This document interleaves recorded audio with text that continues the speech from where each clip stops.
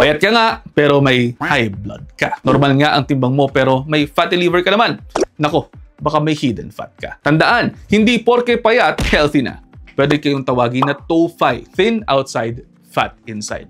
Ibig sabihin, normal ang timbang mo, pero marami ang taba sa loob. Ayun na nga, kahit napayat po, pwedeng may fatty liver, may diabetes, may hypertension. Tapos isang risk factor nito ay yung mga taong hindi active, puro upo lang ang ginagawa at puro fast food ang kinakain. Ang problema, baka mas mataas rin ang inyong visceral fat o yung mga tabang bumabalot sa mga organs ninyo. Pwedeng hindi lang ang halata, pero pwedeng magdulot ng mga sakit kahit na pasok kayo sa looks ng pagiging fit. So ito na po ang mga tips natin for today. Magpa-check up kayo ng inyong mga laboratory kahit napayat kayo. Gumalaw-galaw, sabi nga natin, move more. Maglakad bilang ehersisyo o mag-ehersisyo kayo ng iba pa. Gumalaw-galaw para hindi agad pumanaw. Ayusin ang mga pagkain, bawasan ang mga processed foods hanggat maaari at mag-build kayo ng lean muscle, hindi lamang papapayat pero para lumusog din po kayo.